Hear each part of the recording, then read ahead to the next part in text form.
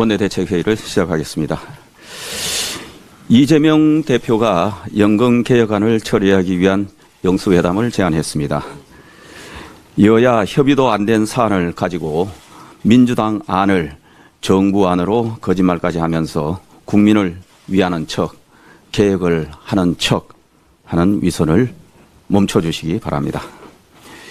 이재명 대표가 주장한 보험료율 13%, 소득대체율 45% 안은 민주당의 입장일 뿐 정부 안도 국민의힘 안도 아닙니다. 여야 합의도 없는 본회의를 강행하고 일방적인 특검법 처리를 위해 연금개혁까지 정략적으로 활용하는 것은 참 나쁜 정치, 꼼수 정치입니다. 국민의힘은 우리 미래를 위해 지속 가능한 연금개혁안을 22대 국회에서 국민 공감 속에서 우선적으로 처리해 나갈 핵심 과제로 하고 있다는 점을 분명하게 말씀드립니다.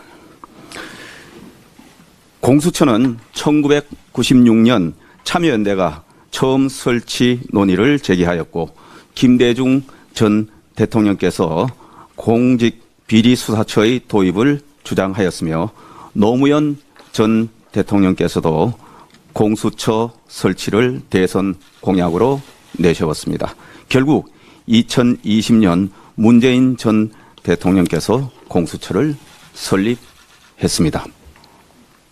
입법 과정에서 수많은 문제점이 지적되었고 국민의힘은 공수처 설치를 끝까지 반대했으나 결국 국회에서 몸싸움, 충돌까지 겪는 논란 끝에 민주당이 20명이 넘는 당시 야당인 국민의힘 국회의원과 당직자, 보좌진을 고발하면서까지 일방적으로 밀어붙이면서 출범시킨 것이 공수처입니다.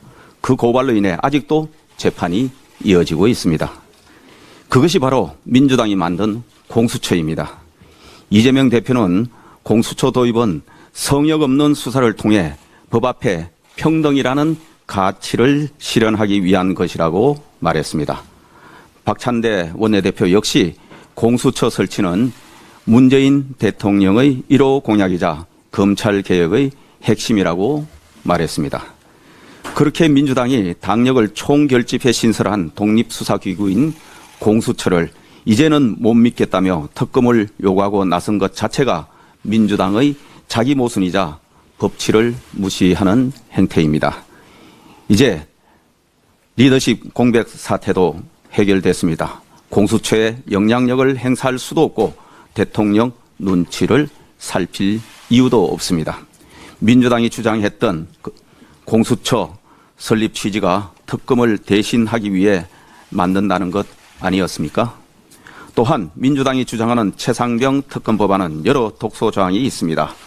고발 당사자인 민주당만 특검 추천 권한을 갖도록 한 것은 대통령 공무원 임명권을 침해할 위헌 소지가 있습니다. 특검의 수시 언론 브리핑 조항 역시 정쟁으로 끌고 가려는 검은 속내 아니겠습니까? 민주당은 대국민 전쟁 선포라 외치면서 자극적 선동으로 정치를 오염시키지 말아 주십시오. 대통령께서도 우리 국민의힘도 공수처 수사 결과를 보고 국민들의 의혹이 풀리지 않으면 우리가 먼저 특검을 주장하겠다고 하고 있습니다. 지금은 일단 공수처 수사를 지켜볼 때입니다. 이상입니다.